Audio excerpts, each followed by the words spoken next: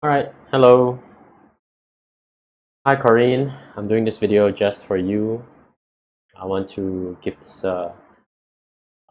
video format a try where we talk about a topic and share some analysis about that. So a previous time we did it together, and this time I'm doing one by myself. I just want to give this a try and share a topic with you, as well as my thoughts about it, so you can respond to it, or we could talk about it together. So, the topic that I want to discuss with you today is about this controversy with Grab. So, Grab recently they changed their rewards system. So, let me show you what I mean. The first I saw of it was this post in Reddit. Right, so somebody took a screenshot saying, "Hey, Grab just changed their point system." Right? So they gave fewer points and also the points threshold for rewards. And then, unfortunately, they asked, so this user reached out to Grab, and Grab customer service gave worst possible answer. Worst answer. They pointed at the T's and C's saying, "Hey, you let us do this," which is technically correct, but dirt poor PR. I mean, customer relations generally. It's just really poor. So I thought, wow, this is definitely gonna kick up a bit of a firestorm, and well, Reddit is sensitive that way, and sure enough, this comment thread is really long. I'm scrolling through it as I'm talking to you. I'm scrolling pretty fast. I can't read a thing, but I'm still not done yet, and there's some really long essay type comments as well. So, what does this all mean? So I thought this would be really good to talk about because this is fascinating. Now, first thing I want to show you is just how big a deal is this, right? So in order to find out, and since you can see that this broke like 2 days ago, I'm going to just use Google, and I did a search for results in the past week on Reddit's Singapore subreddit and with Grab in the title. So not really a lot, right? I mean, maybe these are related and this is related.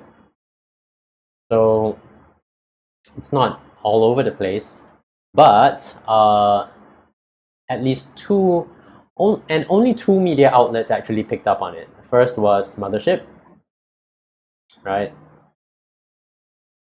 So Mothership's really on the ball with these sort of things. They totally jumped on this as quickly as possible. Yeah, see, Grab's customer service saying, pacifying the users by saying, "Hey, there is an in-app notification of this change. More information is available on the Grab Rewards page. Right, stay tuned for future promos." So that's not gonna make anybody feel better. Another Grab customer service person did a bit better. Did much better actually, saying, "We do understand your frustration, but the team is currently working on a better campaign for all our users to enjoy their rides with us. Hence, do stay tuned for further updates on promotional campaigns," which is a little better, yes. But you can see that there's no clear messaging. There's no one answer for everyone. So you can tell that the team is still reacting to it, right? Okay, and then Marketing Interactive, and credit to them, also picked up on it. Very good. So it was just published today, in fact, like this here, Monday, 12/17. All right, and they have some interesting stuff to say. Right, let me read it out to you. In a statement, Grab explained that the changes reflect different ways users can use the platform as an everyday app which extends to not only its ride-hailing but also food delivery.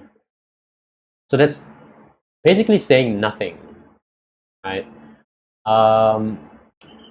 They go on, several loyalty players marketing spoke to said that while Grab made some good moves such as giving customers choices to earn points on Grab food and in-store purchases, the reduction in points earned through Grab rides is however not very welcoming, right? In all likelihood, the move might just be Grab looking to optimize its loyalty program costs. To which I say, duh. So, customer acquisition is expensive. You work in marketing, so do I. So we know this. I mean, it's expensive and it's getting more expensive. Like all businesses doing digital kind of customer acquisition have to compete with each other. So I don't know. It's not very insightful. So with that being the case, right? You gotta ask, how did this happen, right? So I can tell you that it wasn't something that happened out of the blue. It is certainly a case of poor planning, unfortunately. If you're a fan of Grab, I'm sorry I have to break that to you. I mean, they try really hard and do many things right. But this was a drop ball. So let me show you how I know this. All right, there's this Business Times article from the 8th of May. Okay, so Business Times are reporting that Grab rolls out more services and opts out of a price war. Observers say cutbacks will turn drivers and riders away. Right. So they already planned it. Right. They already planned it. Let's see. I think there's something here where they specifically address this. Yep. On Monday, Grab showed that it was opting out of the price war game by affirming that it will cut back on discounts for riders and incentives for drivers. It said that it's been doing this for a while now, right? Before it announced its buyout of Uber. So we know that Grab has been doing it for a while. But does that change how consumers feel about all this? I would think no. It makes like this much difference. None. So I don't mean to. I'm not meaning to. Like trash on Grab. I think they do a good job in a difficult industry, like, with demanding customers. So I want to be constructive, right? So the question you have to answer, or the question that comes to us is, so what could they have done? What was the alternative, right? They already had a rewards program, and they had to scale it back because they were no longer competing. So I thought about this because this is something I like to think about lately. And here's what I came up with. First thing I did was to try to find Grab's mission and vision, because this is one of those things that, gives the company its reason for being. If you do it properly, it informs the decision-making process. So everything pretty much should come from the mission and vision. It probably tells us a little bit more about how the company sees itself. And this is what I found. Now, I couldn't find it on the Grab website, but I found it on Glassdoor. Right. So it says here, at Grab, our vision is to drive Southeast Asia forward through innovation and grit. And they do this by solving real-world problems. Okay, so this immediately, when I saw it, I thought, this is perfect. This is great. You can totally use this to form a message. And it would be this, right? Now, before I tell you, I just want to place it within its context. Other companies, big companies, have faced similar challenges before. Now, my classic go-to examples with Apple and the iPhone 4 antenna gate issue. So iPhone 4 is dropping calls, you hold the phone a certain way, and rightfully, people ask if you mean you designed the phone that's meant to make calls, and if I just hold it the wrong way, I can't make calls? And that was the level of criticism they were getting because it felt so ridiculous. Like, how can a phone not make calls? That's its entire reason for being. And they're making fun of Apple for being like so carried away with design that they forgot the most basic things that they were supposed to do. And Steve Jobs' response to that, I think, is a classic gold standard example of the right messaging for this. He said, all smartphones have problems, and Apple is no exception. But we want to make our customers happy. We always want to make them happy and give them the best experience. So with that, then he said, okay, we're rolling out a software fix, and we're giving away free covers for people who wanted them. And with that, you know, the people who just wanted free stuff got their free stuff. And then you may have, I don't know if you remember, but right after that, the media straight away went into talking about, do all smartphones have problems? And then they started, you know, writing pieces about like, hey, look, this one is this problem, this one is this problem, this one is this problem. So in one stroke, the topic went from talking about how awful Apple is and how their philosophy and everything is wrong, to being, oh my gosh, you know, we don't live in a perfect world. Look at all these problems around us. And that sucked away the energy from the controversy. The critics just lost interest, and the public lost interest as well. But for the better, right? Because it's arguably true, and there was a fix offered. So that ought to be the template for Grab, coming back to our topic. And it ought to be related to their mission, right? So if I were the Grab head of PR or marketing, well, I'd simply tell people something like remove that. So we are here to drive Southeast Asia forward. We are here to drive Southeast Asia forward through innovation and hard work.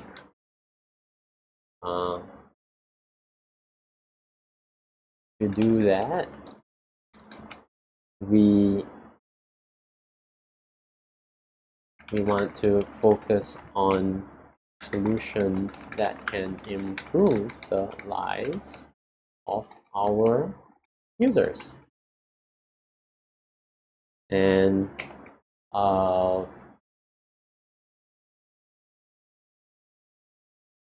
rather than offer temporary rewards, we want to permanently improve our customers' lives.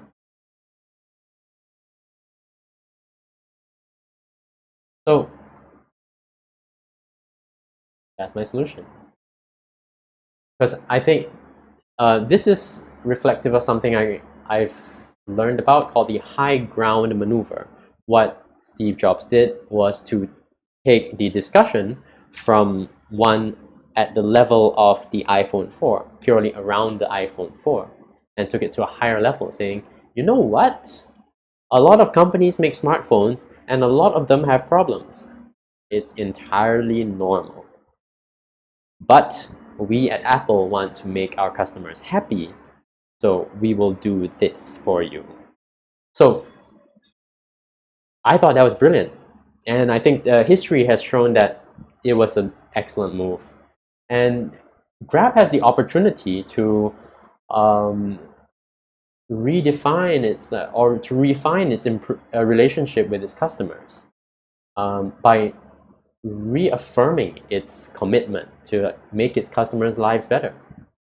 Now, I know there's a lot of skepticism about things like mission and vision, and people say, hey, in Asia, the company just want to make money. I mean, I think that companies want to make money all the time. I don't think that this squeezes out the desire to do good, right? I think that you can have the desire to make money and also do good for the world. Nobody wants to just make money. That's not the way to succeed. So I may come back to that topic in another day, because just today I want to focus on this messaging. So with this, right, with where we are here, Grab could also make promises like, we will broaden our reward network for customers.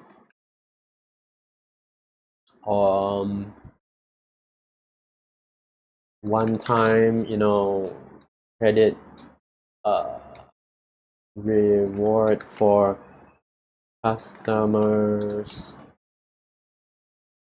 who have been with Grab for over a year, right? So I wanted to get all this stuff down here because I felt that this is the key takeaway, and key takeaways deserve to be written down on the screen, put on the screen, not just described like that. And I think I won't pretend that I'm an expert in PR. I'm not. But I thought this is an interesting opportunity to explore the topic and think creatively for solutions. I think that effective PR has so much in common with effective marketing, namely good messaging, effective persuasion, and I think that's where I'm coming from on this, and the reason represents the reason for doing this, to flex these muscles on this exercise. So I hope that this has been interesting for you to listen to. I look forward to your feedback on it, and till our next chat. Thank you. Bye-bye.